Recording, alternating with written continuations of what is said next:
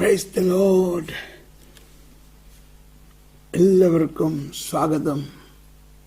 കത്തോലിക്ക സഭയുടെ മതബോധന പഠനം അഥവാ വിശ്വാസ നിക്ഷേപം അഥവാ അപ്പസ്തോലിക അനുശാസനം. ഈ പഠന പരമ്പരയിൽ നമ്മൾ ഇന്ന് ജൂലൈ മാസം 2-ാം തീയതി 2024 955 എപ്പിസോഡാണിത്. അതേസമയം നമ്മൾ ഈ കാലഘട്ടത്തിലെ ഏറ്റവും പ്രധാനപ്പെട്ട ഒരാവശ്യമെന്നോണം പരിശുദ്ധാത്മാവ് നമ്മളെ നയിച്ചത് ഈ പ്രബോധന പഠനത്തിന്റെ ഭാഗമായിട്ട് തന്നെ കിഴക്കിന്റെ വെളിച്ചം എന്ന അപ്പസ്തോലിക അനുശാസനം. കിഴക്കിന്റെ വെളിച്ചം. കത്തോലിക്ക സഭ 24 വ്യക്തിസഭകളുള്ള ഒരു സഭയാണ്. അതിൽ 23 പൗരസ്ത്യ സഭകളുണ്ട്. ആ പൗരസ്ത്യ സഭകളുടെ ആരാധനക്രമങ്ങളും അതിൻ്റെ പാരമ്പര്യങ്ങളും വളരെ പ്രാധാന്യമർഹിക്കുന്നതാണെന്ന് പരിശുദ്ധ കത്തോലിക്ക സഭ മുഴുവനായി സ്വീകരിച്ചിരിക്കുന്നതും മാർപ്പാപ്പ എല്ലാ സഭാമക്കളോടുമായിട്ടത് ആഹ്വാനം ചെയ്യുന്നതാണ്. പ്രത്യേകിച്ച് എറണാകുളം അങ്കമാലി അതിരൂപതയുടെ ഈ പ്രശ്നം കൊണ്ടാണ് നമ്മളിതെല്ലാം പഠിക്കാൻ ഇടയായത്. അതുകൊണ്ട് നമുക്ക് അത് വലിയ അനുകൂലമായി കിട്ടി. അപ്പോഴാണ് നമ്മൾ മനസ്സിലാക്കുന്നത് പൗരസ്ത്യ സഭയുടെ പ്രത്യേകതയും എന്നാൽ അതേ സമയത്ത് പാശ്ചാത്യ സഭയായാലും അതിനും അതിൻ്റേതായിട്ടുള്ള പൈതൃകവും പാരമ്പര്യമുണ്ട്. പക്ഷേ അതിനെക്കുറിച്ച് ആർക്കും ഒരു തർക്കമില്ല. അതുകൊണ്ട് എപ്പോഴും ഒരു തർക്കം ഉണ്ടായിക്കൊണ്ടിരിക്കുന്നത് പൗരസ്ത്യ സഭയുടെ വ്യത്യസ്തമായ ആരാധനാ രീതികളെക്കുറിച്ചാണ്. അപ്പോൾ പലർക്കും പല ആശയങ്ങളാണ്. അങ്ങനെ പലരുടെയും ആശയങ്ങളെ അനുസരിച്ച് മാറ്റാൻ പാടില്ല എന്ന് ആദിമസഭ മുതൽ പ്രഖ്യാപിച്ചിട്ടുള്ളതാണെന്നാണ് ഈ കിഴക്കിൻ്റെ വെളിച്ചത്തിൽ അതുപോലെ തന്നെ കിഴക്കൻ സഭകളെക്കുറിച്ചുള്ള വത്തിക്കാൻ പ്രബോധനത്തിലെല്ലാം ഉച്ചസ്ഥരം പറയുന്നത്. അതാണ് ഈ പ്രബോധനത്തിലൂടെ നമ്മൾ മനസ്സിലാക്കിക്കൊണ്ടിരിക്കുന്നത്. ഇന്നലെ നിങ്ങളെല്ലാവരും കേട്ട് കാണും, major archbishop his beatitude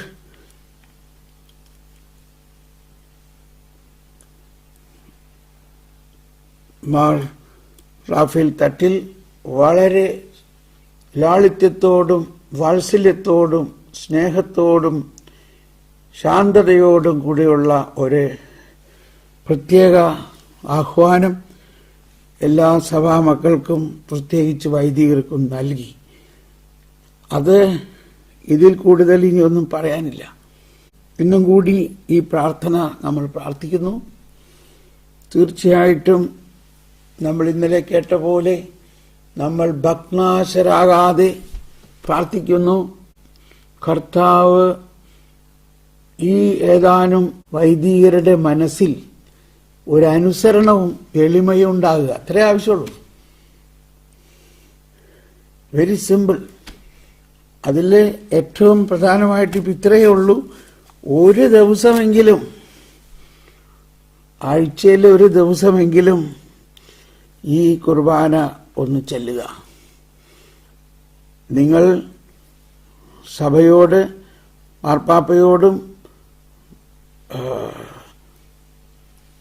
major arch ബിഷപ്പിനോടും മെത്രാനോടും അനുസരണത്തിൽ ചെയ്തോളാമെന്ന് Bible തൊട്ട് സത്യം ചെയ്തിരിക്കുന്ന അത് പാലിക്കണം.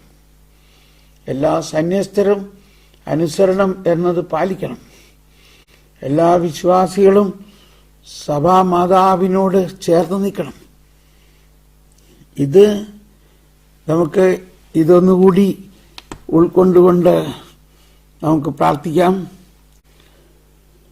സ്നേഹമുള്ളവരെ, അതോടൊപ്പം നാളെ ദൂരാന തിരുനാളായിട്ട് നാളെ നമ്മൾ ക്ലാസ് വേണ്ട എന്നാണ് വയ്ക്കുന്നത്. തിരുനാളായിട്ട് എല്ലാവരും തിരുനാൾ ആഘോഷിക്കുക. തിരുനാൾ കുർബാനയും പ്രാർത്ഥനകളും വളരെ കാര്യമായിട്ട് ചെയ്യുക.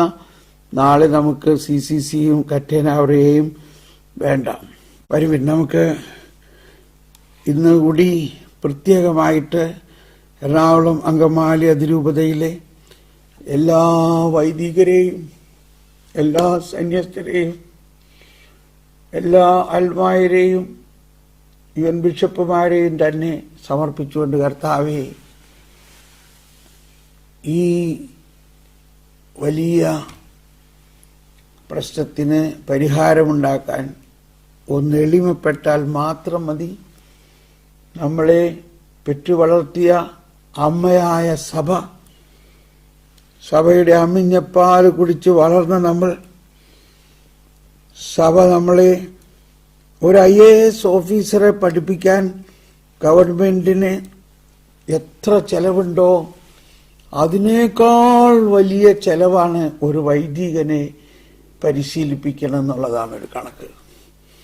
അതും സാധാരണ അൽമായരായ ആളുകളുടെ നെറ്റിയിലെ വേർപ്പ് കൊണ്ടുള്ള പണമാണ് സെമിനാരി നടത്തുന്നതും വൈദിക പഠനത്തിനെല്ലാം ചെലവഴിക്കുന്നത്. എന്റെ കർത്താവേ, അവരോട് ക്ഷമിക്കണേ, അവരോട് കരുണയായിരിക്കണേ. എന്നിട്ട് ഇതുപോലെ അനുസരണക്കേട് കാണിക്കുമ്പോൾ എന്തോ ഒരു ദുർമാതൃകയാവുന്നു. ദൈവമേ, അവരോട് ക്ഷമിക്കണേ. ഇന്ന് ഞങ്ങൾ ഈ വേദനകളെല്ലാം ഉൾക്കൊണ്ടുകൊണ്ട് ഹൃദയം നുറുങ്ങി ഞങ്ങളിതാ വീണ്ടും പ്രാർത്ഥിക്കുന്ന കർത്താവേ, അവരുടെ ഹൃദയത്തിലേക്ക് ഒരു തുള്ളി കരുണ, ഒരു തുള്ളി അനുകമ്പ, ഒരു തുള്ളി എളിമ, ഒരു തുള്ളി അനുസരണം പകർന്ന് അവരെ മാനസാന്തരത്തിലേക്കും സഭയോട് ചേർന്ന് നിൽക്കുന്ന ആ ഒരു ജ്ഞാനത്തിലേക്കും നയിക്കണമേ.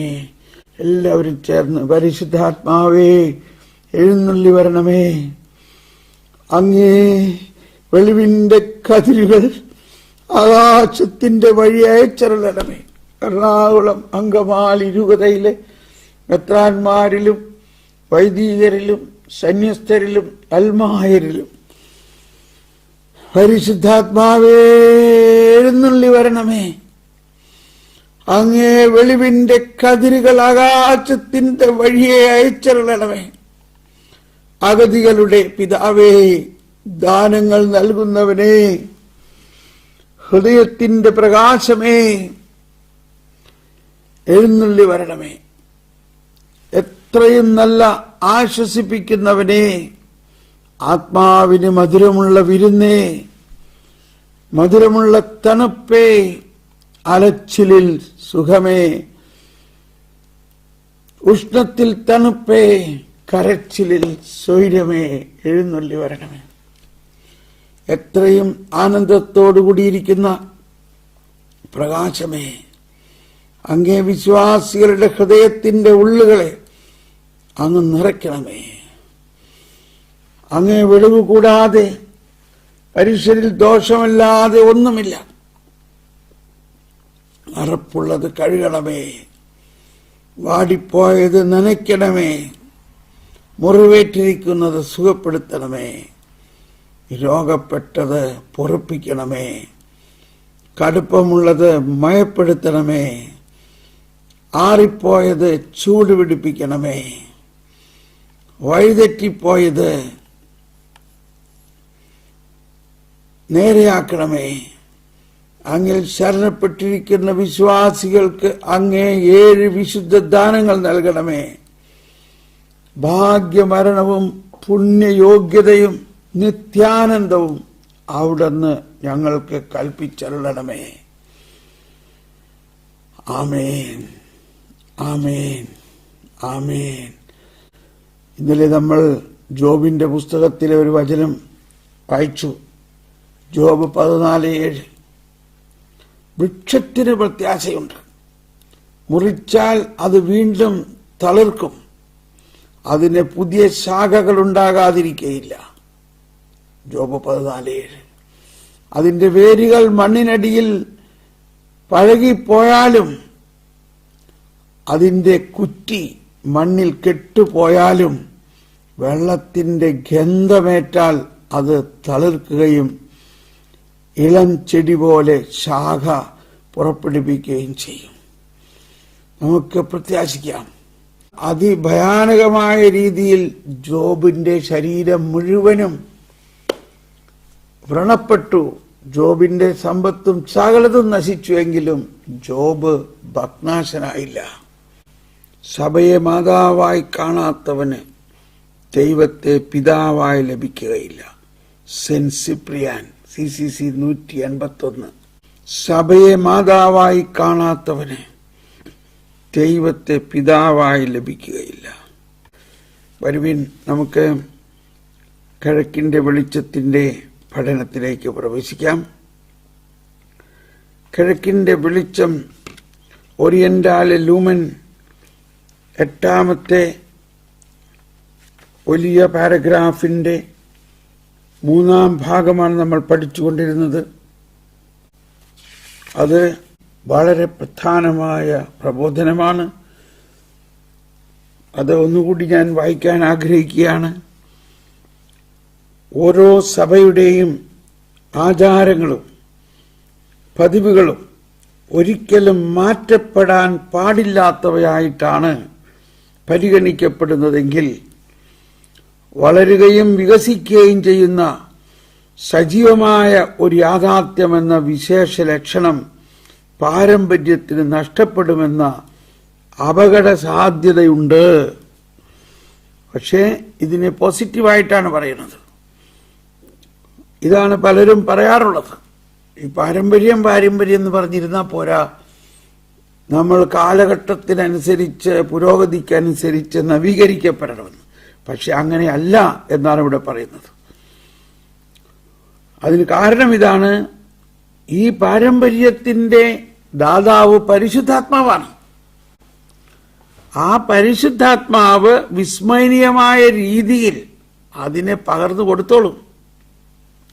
ഓരോ കാലഘട്ടത്തിലെയും ജനതയോട് എന്തെങ്കിലും പറയാനുണ്ടാകും എന്നതിനാൽ അരൂപി ഈ സവിശേഷതയ്ക്ക് ഉറപ്പ് നൽകുന്നു. അതാണ് ഈ കാലഘട്ടത്തിൽ ജീവിക്കുന്ന നമ്മളോട് പറയാനുണ്ട്. പരിശുദ്ധാത്മാവിന് പലതും സത്യമായിട്ടും പറയാനുണ്ട്. എന്നിട്ട് എഴുതിയിരിക്കുകയാണ്, വിശുദ്ധ ലിഖിതം വായിക്കുന്നവർക്ക് അത് കൂടുതൽ കൂടുതൽ മനസ്സിലാവുന്നത് പോലെ.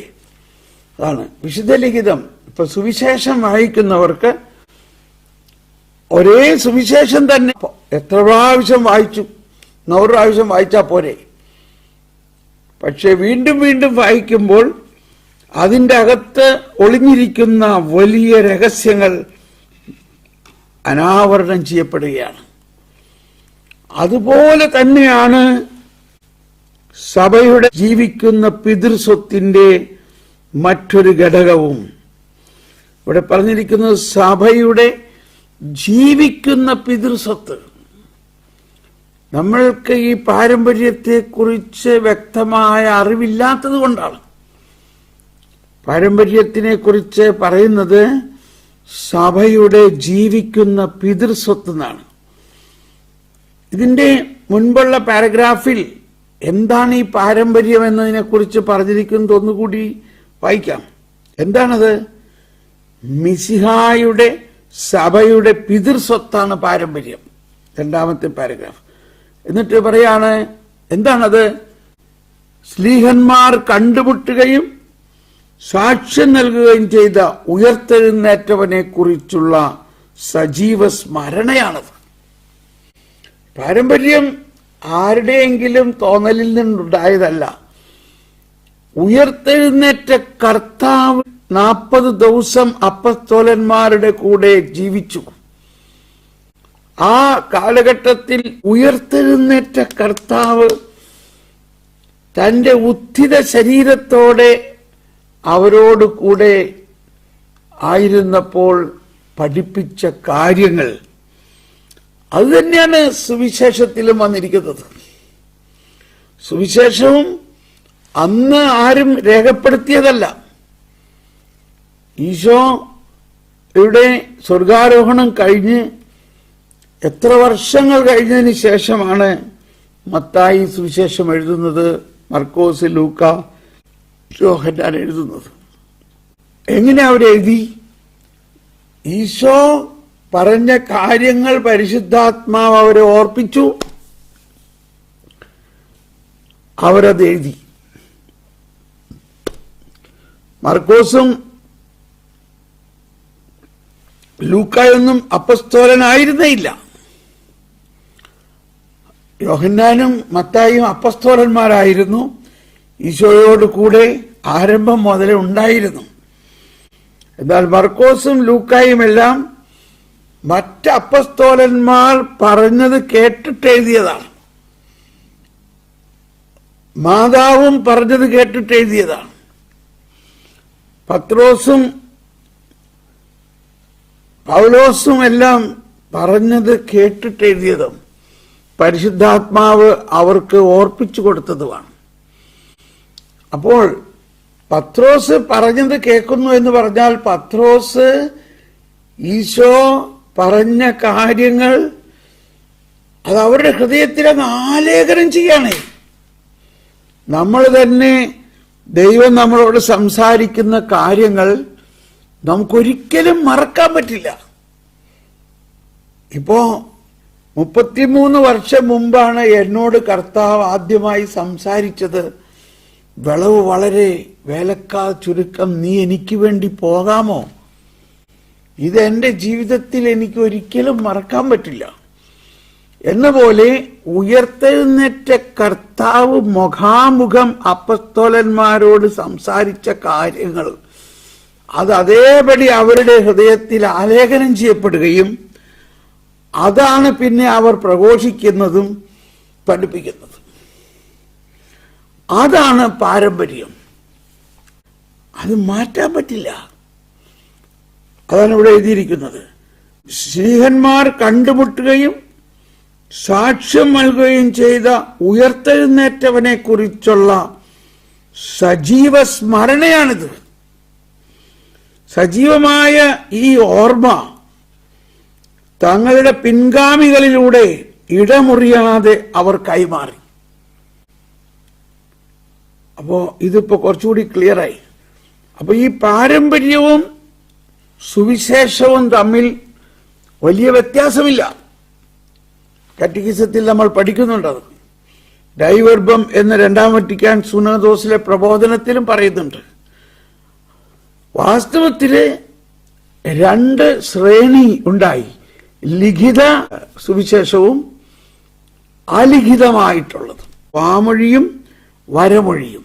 വാമൊഴിയും വരമൊഴിയും. എന്നാൽ ഇത് രണ്ടും പാരമ്പര്യത്തിൽ നിന്ന് വരുന്നതാണ്. ലിഖിതമായത് ഈശോ പറഞ്ഞ സമയത്ത് ആരും എഴുതി വെച്ചതല്ല, അത് പിന്നീട് എഴുതിയതാണ്. അപ്പോ ആ സുവിശേഷ ഭാഗം നമുക്കിന്ന് മാറ്റാനുള്ള അനുവാദമുണ്ടോ? ബൈബിളിലെ ഏതെങ്കിലും ഒരു പേജോ ഒരു വരിയോ മാറ്റാൻ നമുക്ക് അനുവാദമുണ്ടോ? മാർപ്പാപ്പയ്ക്ക് അനുവാദമുണ്ടോ? ഇല്ല. എന്ന പോലെ തന്നെയാണ് സഭയുടെ വിശുദ്ധ പാരമ്പര്യം. വിശുദ്ധ പാരമ്പര്യം എന്നാ പറയണത്, സജീവ പാരമ്പര്യം എന്നാ പറയണത്. സഭയുടെ ജീവിക്കുന്ന പിതൃസ്വത്തിന്റെ മറ്റൊരു ഘടകവും വിശ്വസ്തതയിലും തുടർച്ചയിലും വിശ്വാസികൾ കൂടുതൽ കൂടുതൽ മനസ്സിലാക്കുകയും പുതിയ സംഭാവനകളാൽ. എന്താണ് പുതിയ സംഭാവന എന്ന് പറയുന്നത്?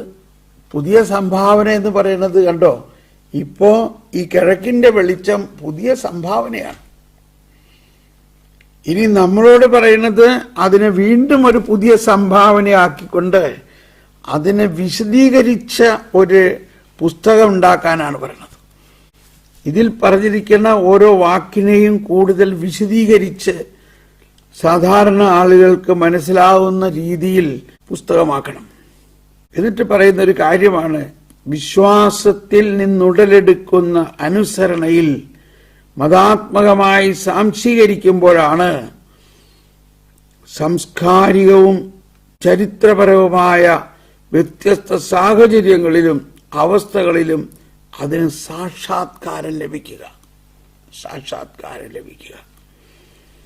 പാരമ്പര്യം എന്നത് കേവലം കഴിഞ്ഞ കാലത്തെ വസ്തുക്കളെയോ രൂപങ്ങളെയോ കുറിച്ചുള്ള ഗൃഹാതുരത്വമോ നഷ്ടപ്പെട്ടു പോയ സവിശേഷാനുകൂല്യങ്ങളെക്കുറിച്ചുള്ള ദുഃഖമോ അല്ല. അടുത്തതാണ്, പ്രത്യുത തന്നിൽ വസിക്കുന്ന സ്നേഹത്താൽ അല്ലെങ്കിൽ തന്നിൽ വസിക്കുന്ന മിശിഹായാൽ നിത്യയുവത്വം നിലനിർത്തുന്ന മണവാട്ടി തിരുസഭയെക്കുറിച്ചുള്ള സജീവ സ്മരണയാണത്. അപ്പൊ ഈ സ്മരണ എന്ന് പറയുന്നത്, വീണ്ടും പറയാൻ ഒരു വാക്കുകൂടി പറയാണ്, ഇത് അനേകം രക്തസാക്ഷികൾ ഇതിനു വേണ്ടി രക്തം ചിന്തിയതാണ്. ഈ കുർബാനയ്ക്ക് വേണ്ടി തന്നെ, ഈ കുർബാന ഇതുപോലെ ആഘോഷിക്കുന്നതിന് വേണ്ടി തന്നെ അനേകം പേർ രക്തം ചിന്തിയതാണ്. അത് പിന്നെ എങ്ങനെയാ അത് മാറ്റാൻ പറ്റുക? ഓക്കെ, ഇനി നമുക്ക് ഈ 8ാമത്തെ ഖണ്ഡികയുടെ അടുത്ത ഭാഗത്തിലേക്ക് പോകാം. പാരമ്പര്യം ഭൂതകാലവുമായി നമ്മെ ബന്ധിപ്പിക്കുന്നെങ്കിൽ, ഇതാണ് ഓർമ്മയും പ്രതീക്ഷയും. ഇത്രയും നേരം പറഞ്ഞത് ഭൂതകാലത്തെക്കുറിച്ചാണ്, ഇനി പറയുന്നത് ഭാവി കാലത്തെക്കുറിച്ചാണ്. യേശുക്രിസ്തുവിൽ നിന്ന് സ്വീകരിച്ചതും അപ്പസ്തോലന്മാരിലൂടെ കൈമാറ്റം ചെയ്തതും സഭാപിതാക്കന്മാർ വ്യാഖ്യാനിച്ചതും വിശുദ്ധരുടെ വളർന്നതുമായ പാരമ്പര്യമാണത്. ഇത് കാറ്റക്കിസത്തിൽ പഠിപ്പിക്കുന്നതാണ്. യേശുക്രിസ്തുവിൽ നിന്ന് സ്വീകരിച്ചതും അപ്പസ്തോലന്മാരിലൂടെ കൈമാറ്റം ചെയ്തതും സഭാപിതാക്കന്മാർ വ്യാഖ്യാനിച്ചതും വിശുദ്ധരിലൂടെ വളർന്നതുമായ പാരമ്പര്യമാണ്. അതാണ് പാരമ്പര്യം. ഇനി നമ്മളിവിടെ വായിക്കുന്നത് ഭാവി കാലത്തെക്കുറിച്ചാണ്. ഇത്രയും സമയം പാരമ്പര്യത്തെക്കുറിച്ചുള്ള ഭൂതകാലമാണ്. ഇനി പ്രതീക്ഷ, ഭാവി കാലം. പാരമ്പര്യം ഭൂതകാലവുമായി നമ്മെ ബന്ധിപ്പിക്കുന്നെങ്കിൽ യുഗാന്ത്യോത്മുക പ്രതീക്ഷ ദൈവത്തിന്റെ ഭാവി കാലത്തിലേക്ക് നമുക്ക് കവാടം തുറക്കുന്നു. If tradition puts us in continuity with the past, eschatological expectations opens us to God's future. അതാണ് പാരമ്പര്യം ഭൂതകാലവുമായി നമ്മെ ബന്ധിപ്പിക്കുന്നെങ്കിൽ യുഗാന്ത്യോത്മുക പ്രതീക്ഷ ദൈവത്തിന്റെ ഭാവി കാലത്തിലേക്ക് നമുക്ക് കവാടം തുറക്കുന്നു. യുഗാന്ത്യോത്മുക പ്രതീക്ഷ ദൈവത്തിന്റെ ഭാവി കാലത്തിലേക്ക് നമുക്ക് കവാടം തുറക്കുന്നു. തങ്ങൾ ചെയ്യുന്നതാണ് സമ്പൂർണമെന്ന് ചിന്തിച്ച് സ്വയം ആഘോഷിക്കുകയോ ദുഃഖത്തിന് സ്വയം കീഴടങ്ങുകയോ ചെയ്യുന്ന പ്രലോഭനത്തിനെതിരെ ഓരോ സഭയും പൊരുതേണ്ടതാണ്. അതാണ് ഇപ്പോ ഭാവി കാലത്തെക്കുറിച്ച് ഒരുപാട് സന്ദേശങ്ങളും മെസ്സേജുകളും പലരും പറയുന്നുണ്ട്. ഉണ്ടോ? ഇതിനു മുമ്പ് മെസ്സേജുകൾ ഉണ്ടായിട്ടുണ്ട്. ഇത്രാം തീയതി ലോകം അവസാനിക്കും, ലോകാവസാനത്തെക്കുറിച്ച്. എന്നാൽ ലോകാവസാനം എന്ന ആ വലിയ രഹസ്യത്തെക്കുറിച്ച് സഭ പ്രബോധനം നൽകിയിട്ടുണ്ട്. സഭയുടെ പരമ്പരാഗതമായ പ്രബോധനം, കർത്താവ് തന്നെ അന്നും ഇത് പറഞ്ഞിട്ടുണ്ട്, എങ്ങനെയായിരിക്കും ഭാവി കാലം എന്നുള്ളത്. അത് വളരെ പ്രതീക്ഷ ഉള്ളതാണ്. അത് തങ്ങൾ ചെയ്യുന്നതാണ് സമ്പൂർണമെന്ന് ചിന്തിച്ച് സ്വയം ആഘോഷിക്കുകയോ ദുഃഖത്തിന് സ്വയം കീഴടങ്ങുകയോ ചെയ്യുന്ന പ്രലോഭനത്തിനെതിരെ ഓരോ സഭയും പൊരുതേണ്ടതായുണ്ട്. സമയം ദൈവത്തിൻ്റെതാണ്. സമയത്തിൻ്റെ പരിധിയിൽ സംഭവിക്കുന്നതൊന്നും ദൈവരാജ്യത്തിൻ്റെ പൂർണ്ണതയോട് തുലനം ചെയ്യാവുന്നതല്ല. സമയം ദൈവത്തിൻ്റെതാണ്. ഉണ്ടോ? സമയത്തിൻ്റെ പരിധിയിൽ സംഭവിക്കുന്നതൊന്നും ദൈവരാജ്യത്തിൻ്റെ പൂർണ്ണതയോട് തുലനം ചെയ്യാവുന്നതല്ല. എന്താ അതിൻ്റെ അർത്ഥം? അതിൻ്റെ അർത്ഥം ടൈം ഈസ് എറ്റേണൽ.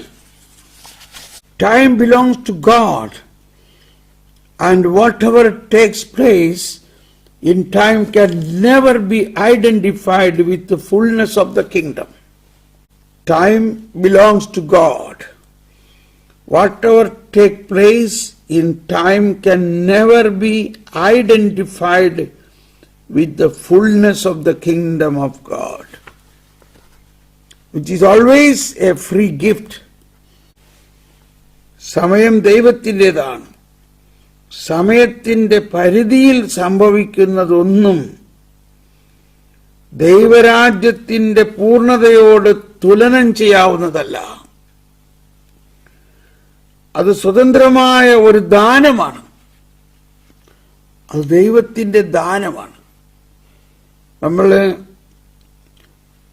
ലത്തീൻ ആരാധനാക്രമത്തിലെ പെസഹാരാത്രിയിലെ ആ മെഴുകുതിരിയുമേ വരച്ചു, ആൽഫ ഒമേഗ. അത് വരച്ചപ്പോൾ ഇതാണ് പറഞ്ഞത്, സമയം ദൈവത്തിൻ്റെതാണ്. ഇന്നലെയും ഇന്നും എന്നും ദൈവം ഒരാൾ തന്നെയാണ്. അതാണ്. അപ്പം ഇന്നലെയും ഇന്നും എന്നും ദൈവം ഒരാൾ തന്നെയാണ്. ദൈവം ആൽഫ ആൻഡ് ഒമേഗയാണ്. സമയം, നമ്മുടെ സമയം ടെമ്പറലാണ്, ദൈവത്തിന്റെ സമയം എറ്റേണലാണ്. ടെമ്പറൽ ആയ സമയത്തിലേക്ക് എറ്റേണലായ സമയം കടന്നു വന്ന് ഈ ടെമ്പറൽ ആയ സമയത്തെ എറ്റേണലാക്കിയിരിക്കുന്നു. ഈശോ പറഞ്ഞു, സുവിശേഷ പ്രഘോഷണത്തിന്റെ ആരംഭത്തിൽ, ഇതാ സമയം സമാഗതമായിരിക്കുന്നു. This is the fullness of time. എന്താണ് fullness of time എന്ന് പറഞ്ഞാൽ? fullness of time എന്നതിനെ കുറിച്ച് നോവോ മില്ലീനിയോ അഡ്വാനിയന്റെ എന്ന അപ്പസ്തോലിക പ്രബോധനത്തിൽ ജോൺ പോൾ മാർപ്പാപ്പ പറയുന്നുണ്ട്. സമയത്തിന്റെ പൂർണ്ണതയിൽ കന്യകയിൽ നിന്ന് ജാതനായി, സമയത്തിന്റെ പൂർണ്ണതയിൽ ദൈവം മനുഷ്യനായി. എന്താ അതിൻ്റെ അർത്ഥം? ഈ വലതുകരം ദൈവത്തിന്റെ സമയം, ഇടതുകരം മനുഷ്യന്റെ സമയം. ഇങ്ങനെ ചിന്തിക്കുക. ഇടതുകരം മനുഷ്യന്റെ സമയം. അന്നുവരെ മനുഷ്യന്റെ സമയം ടെമ്പറലായിരുന്നു. മനുഷ്യന്റെ സമയം നശ്വരമായിരുന്നു.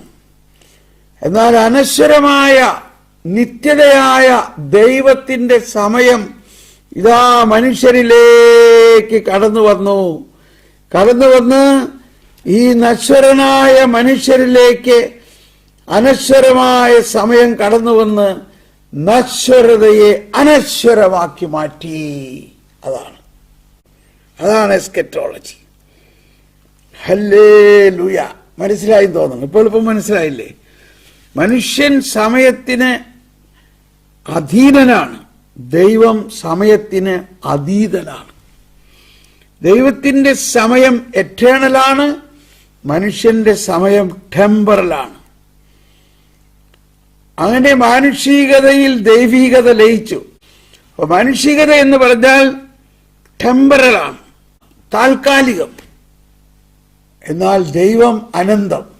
അനന്തനായ ദൈവം യേശുക്രിസ്തുവിന്റെ മനുഷ്യാവതാരത്തിലൂടെ മനുഷ്യനുമായിട്ട് ഒന്നായിക്കൊണ്ട് മനുഷ്യന്റെ സമയത്തെ അനന്തമാക്കി മാറ്റിയിരിക്കുന്നു. അപ്പൊ ഇവിടെ പറയുന്നത് ടെമ്പറൽ. അപ്പൊ അത് ദൈവത്തിന്റെ ദാനമാണ്. അത് സ്വതന്ത്രമായ ഒരു ദാനമാണ്. എന്താണ് അത് സ്വതന്ത്രമായ ദാനം? ദൈവത്തിന്റെ അനന്തത മനുഷ്യന് നൽകിക്കഴിഞ്ഞപ്പോൾ മനുഷ്യന് നിത്യജീവനായി. അപ്പൊ നിത്യജീവൻ മരണാനന്തരം ഉണ്ടാവുന്ന ഒരു കാര്യമായിട്ട് ചിന്തിക്കരുത്. യേശുക്രിസ്തുവിൽ വിശ്വസിക്കുന്നവന് നിത്യജീവനുണ്ട്. ഇപ്പോൾ തന്നെ യേശുക്രിസ്തുവിൽ വിശ്വസിക്കുന്നവന് ഇപ്പോൾ തന്നെ നിത്യജീവനുണ്ട്. അവന്റെ സമയം നിത്യതയിലേക്ക് പ്രവേശിച്ചിരിക്കുന്നു. കാരണം നിത്യതയാർന്ന ദൈവം അവരിലേക്ക് വന്നിരിക്കുന്നു. നിത്യജീവന്റെ അപ്പം തിന്നതോടെ മാത്രമല്ല, അതിനു മുൻപേ തന്നെ യേശുക്രിസ്തുവിൽ വിശ്വസിച്ച് ജ്ഞാനസ്നാനം സ്വീകരിക്കുമ്പോൾ തന്നെ, അല്ലെങ്കിൽ അതിനു മുൻപേ തന്നെ യേശുവിന്റെ മനുഷ്യാവതാരത്തോടെ, യേശു മനുഷ്യനായി അവതരിച്ചതോടുകൂടി 18-ാം സങ്കീർത്തനത്തിൽ ആകാശം ചായിച്ചിറങ്ങി വന്നു, കൂരിരുട്ടിന്മേൽ പാദമുറപ്പിച്ചു. അതാണ് ആകാശം ചായിച്ചിറങ്ങി വന്നു. ദൈവത്തിന്റെ മനുഷ്യാവതാരത്തിലൂടെ തന്നെ ഈ നിത്യത ആരംഭിച്ചിരിക്കുന്നു. അത് സ്വതന്ത്രമായൊരു ദാനമാണ്. ഇനി ഇതാ, കർത്താവായ ഈശോ നമുക്ക് വേണ്ടി മരിക്കാനായി വന്നു. കർത്താവായ ഈശോ എന്തിനാണ് മനുഷ്യാവതാരം ചെയ്തത്? മനുഷ്യാവതാരം ചെയ്തത് നമുക്ക് വേണ്ടി മരിക്കാനായി വന്നു. ഉണ്ടോ? മരിച്ചവരിൽ നിന്ന് ഉയർത്തു. ഉണ്ടോ? മരിച്ചവരിൽ നിന്ന് ഉയർത്തു. സൃഷ്ടലോകമാകട്ടെ പ്രത്യാശയിലൂടെ രക്ഷിക്കപ്പെട്ടിരിക്കുന്നെങ്കിലും ഇപ്പോഴും ഈറ്റുനോവ് അനുഭവിക്കുന്നു. റോമർ 8:22. ഈ സൃഷ്ടലോകം മുഴുവനെയും ദൈവം പുതിയതാക്കും.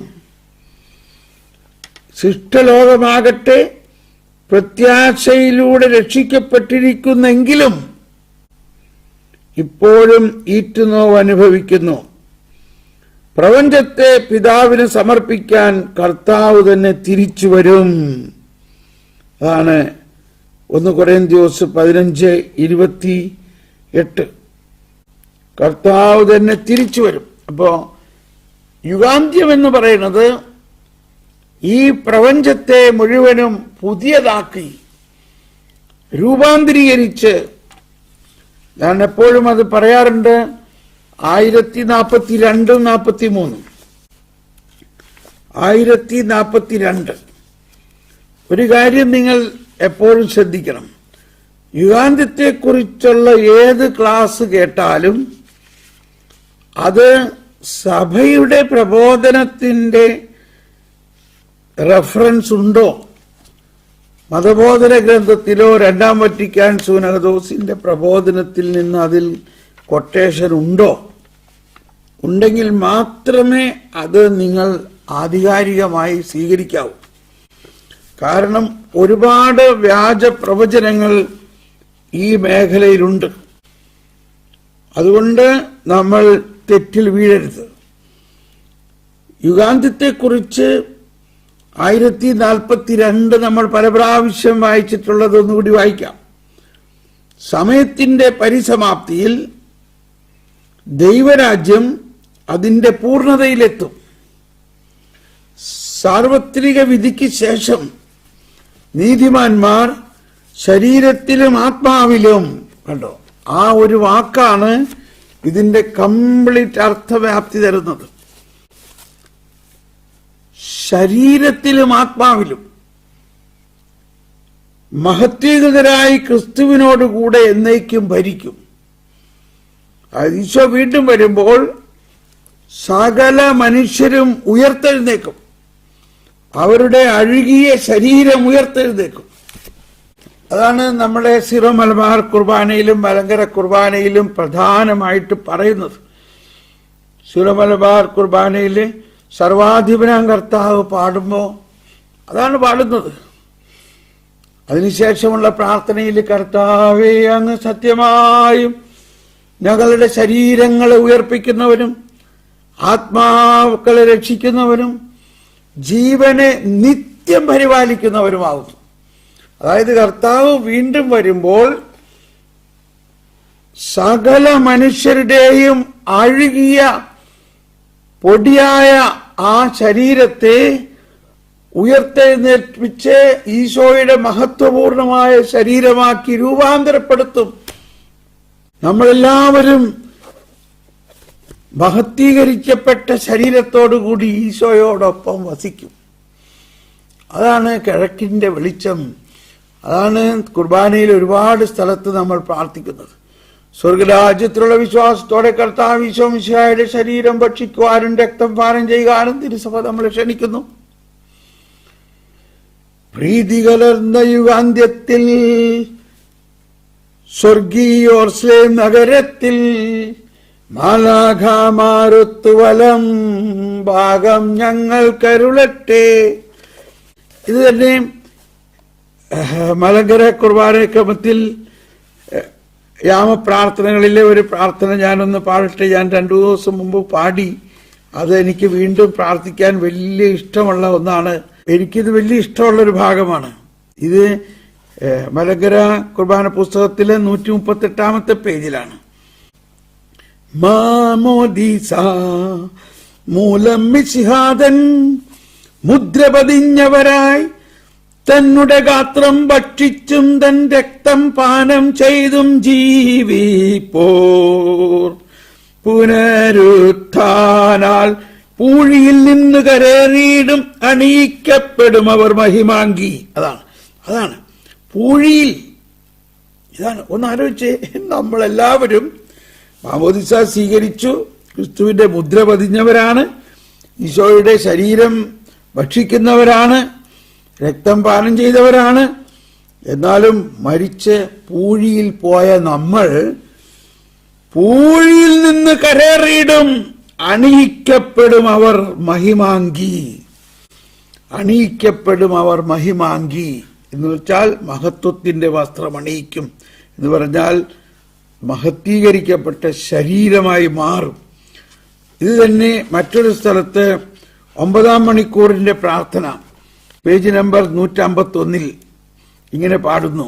പാഴൂഴിയിലുയരും ശൂശാന പൂക്കൾ കൈപ്പണിയില്ലാത്തൊരു വസ്ത്രം ചാർത്തിയിടും പോൽ ആദാമക്കൾക്കായി കുതിച്ച നെയ്ത വസ്ത്രമുയിർപ്പിൽ ചാർത്തിയിടും പുണ്യാത്മാക്കൾ ബാരക്കുമോ സുബഹോ ലാബ്രോ ലബ്രോവൽ റൂഹോ കാദീശോ മെനവോലം വാദാമലവോലം ഒൽമീനാമേൻ. ഇത് എന്തോ ഒരു വലിയ ഒരു രഹസ്യമാണെന്ന് ആലോചിച്ച് നോക്കി. ഇതാണ് കിഴക്കൻ സഭകളുടെ ആത്മീയതയിൽ നമ്മളെപ്പോഴും എല്ലാ ദിവസവും യാമപ്രാർത്ഥനകളിലെല്ലാം അന്ത്യദിനത്തിലെ ശരീരത്തിന്റെ ഉയർപ്പിനെ കുറിച്ച് ചിന്തിച്ചുകൊണ്ടിരിക്കുകയാണ്. ഇത് നിങ്ങൾ ഓർക്കണം. എന്താണ് പാഴൂഴിയിലുയരും ശൂശാന പൂക്കൾ? പാഴൂഴി എന്ന് പറയുന്നത് സിമിസ്തേരിയിലെ മണ്ണാണ്. ഈ സിമിസ്തേരിയിൽ വെച്ച് വളർത്തുന്ന ഒരു വെളുത്ത പൂക്കളാണ് ശൂശാന പൂക്കൾ. ആ പൂക്കളെ പോലെ കൈപ്പണിയില്ലാത്തൊരു വസ്ത്രം ചാർത്തിയിടുമ്പോൾ, അതായത് മനുഷ്യകരങ്ങളാൽ നിർമ്മിക്കപ്പെടാത്ത, പിന്നെ ആരുണ്ടാക്കിയതാണ്? ആദാമക്കൾക്കായി റൂഹ് ഖുദ്സ നെയ്ത. എത്ര മനോഹരം! ആദാമക്കൾക്കായി റൂഹ് ഖുദ്സ നെയ്ത വസ്ത്രമുയിർപ്പിൽ ചാർത്തിയിടും പുണ്യാത്മാക്കൾ പാരക്കുമോ ശുഭഹോലോലബ്രോവൽറൂക്കാദീശോ. ശ്യാമുള്ളവരെ, ഈ ഒരു ആശയം നമ്മുടെ ഉള്ളിൽ ഉദിക്കുമ്പോൾ തന്നെ വലിയ ആനന്ദമാണ്. ഇത് 45-ാം സങ്കീർത്തനത്തിൽ നമ്മൾ പാടാറുള്ളതാണ്. വേറൊരു വശത്ത് അതും എനിക്ക് ഭയങ്കര സന്തോഷം. രാജകുമാരി സ്വർണക്കശ ഉടയാട ചാർത്തി അന്തഃപൂരത്തിൽ ഇരിക്കുന്നു, വർണ്ണശബളമായ അങ്കിയണിയിച്ചവളെ രാജസന്നിധിയിലേക്ക് ആനയിക്കുന്നു. കണ്ടോ, വർണ്ണശബളമായ അങ്കി അണിയിച്ച് അവളെ രാജസന്നിധിയിലേക്ക് ആനയിക്കുന്നു. രാജകുമാരി ആരാണ്? രാജകുമാരി എന്ന് പറയുന്നത് സഭയാണ്. സഭ, ഈശോയുടെ മണവാട്ടിയായ സഭ, രാജാവിന്റെ മണവാട്ടിയാണ് രാജകുമാരി. രാജകുമാരി സ്വർണ്ണക്കശ ഉടയാട ചാർത്തി അന്തഃപൂരത്തിൽ ഇരിക്കുന്നു. വർണ്ണശബളമായ അങ്കിയണിയിച്ചവളെ, മന്ത്രോടി വർണ്ണശബളമായ കശവ് വെച്ച, അതായത് ഉയർപ്പിന്റെ മഹത്വം അണിയിച്ചുകൊണ്ട് അവളെ, സഭയെ മുഴുവനെയും കർത്താവ് പിതാവിനെ കാഴ്ചവെക്കുന്നു, രാജസന്നിധിയിലേക്ക് കാഴ്ചവെക്കുന്നു. അപ്പം ഇതാണ് ഈ ഇവിടെ പറയുന്ന എസ്കറ്റോളജി. ഇത് വിശ്വസിക്കുമ്പോൾ തന്നെ നമുക്ക് ഭയങ്കര ആനന്ദമാണ്. 1042 വളരെ പ്രധാനപ്പെട്ട ഒരു മതബോധന ഭാഗമാണ്. ഒരുപാട് പേര് പറയുന്ന തെറ്റായ പ്രബോധനങ്ങളിൽ വിശ്വസിക്കാതെ ഈ സഭാപ്രബോധനത്തെ ഉൾക്കൊള്ളണം. അവിടെ പറയാണ്, നീതിമാന്മാർ ശരീരത്തിലും ആത്മാവിലും മഹത്വീകൃതരായി ക്രിസ്തുവിനോടുകൂടെ എന്നേക്കും ഭരിക്കും. അടുത്ത് പറയുന്നതാണ് പ്രപഞ്ചം മുഴുവനും, കണ്ടോ, പ്രപഞ്ചം മുഴുവനും നവീകരിക്കപ്പെടും, പുതിയ പ്രപഞ്ചമാവും. അതുകൊണ്ടാണ് പഴയത് നശിക്കും എന്ന് പറയുന്നത്. ആകാശം ഇടിഞ്ഞു വീഴും എന്നൊക്കെ പറയുന്നതിന്റെ അർത്ഥം ഈ ദൃശ്യമായ പ്രപഞ്ചത്തിൽ തന്നെ വളരെ മനോഹരമായ മാറ്റങ്ങൾ ഉണ്ടാകും. ഈ ഓരോ കാലത്തും മാറിക്കൊണ്ടിരിക്കുന്നുണ്ടല്ലോ. ഇപ്പൊ തന്നെ ഓരോ സീസണിലും പ്രപഞ്ചം എത്ര മനോഹരമായി മാറുന്നു. ഓക്കെ, ഇനി അടുത്ത ലൂമൻ ജംഗ്ഷത്തിൽ പറഞ്ഞിരിക്കുന്ന ഭാഗം കൂടി വായിക്കണം. മനുഷ്യവംശത്തോടൊപ്പം മനുഷ്യനോട് ഗാഠമായി ബന്ധപ്പെട്ടിരിക്കുന്നതും അവനിലൂടെ സ്വന്തം ഭാഗധേയം പ്രാപിക്കുന്നതുമായ പ്രപഞ്ചം തന്നെയും ക്രിസ്തുവിൽ പരിപൂർണമായി പുനഃസ്ഥാപിക്കപ്പെടുന്ന സമയം വരുമ്പോൾ സഭ സ്വർഗീയ മഹത്വത്തിൽ പൂർണ്ണത നേടും. യുഗാന്ത്യത്തിലെല്ലാം നശിക്കുമെന്നല്ല നമ്മൾ മനസ്സിലാക്കേണ്ടത്, സ്വർഗീയ മഹത്വത്തിൽ പൂർണ്ണത നേടും. പൂർണ്ണത, ആ പ്രത്യാശയോടെയാണ് നമ്മൾ ജീവിക്കേണ്ടത്. അപ്പോൾ ഇവിടെയും ഈ പാരഗ്രാഫ് പൂർണ്ണയാക്കാം. ഈ പുനരാഗമനത്തിനായി സഭ പ്രാർത്ഥിക്കുന്നു. താപസരും സന്യസ്തരുമാണ് ഇതിന്റെ സവിശേഷ സാക്ഷികൾ. ഇനി പാരമ്പര്യവും പ്രതീക്ഷയും എന്ന യാഥാർത്ഥ്യത്തെ കിഴക്ക് പൗരസ്ത്യ സഭകൾ സജീവമായ വിധത്തിൽ പ്രകാശിപ്പിക്കുന്നുണ്ട്. അത് നമുക്ക് അടുത്ത ദിവസം വീണ്ടും പഠിക്കാം. രാജകുമാരി സ്വർണ്ണക്കശ ഉടയാട ചാർത്തി അന്തഃപൂരത്തിൽ ഇരിക്കുന്നു. വർണ്ണശബളമായ അങ്കിയണിയിച്ചവളെ. നമുക്ക് നിർത്താം. എല്ലാവരും ഇന്ന് കുർബാനയ്ക്കെല്ലാം പോയി പ്രാർത്ഥിക്കുക. ദോറാന തിരുനാളിന്റെ എല്ലാ മംഗളങ്ങളും ഇപ്പോഴേ നേരുന്നു. നിങ്ങളെല്ലാവരും ദോറാന തിരുനാൾ ആഘോഷിക്കുക. എല്ലാവർക്കും ഒരിക്കൽ കൂടി ദോറാന തിരുനാളിന്റെ മംഗളങ്ങൾ നേരുന്നു.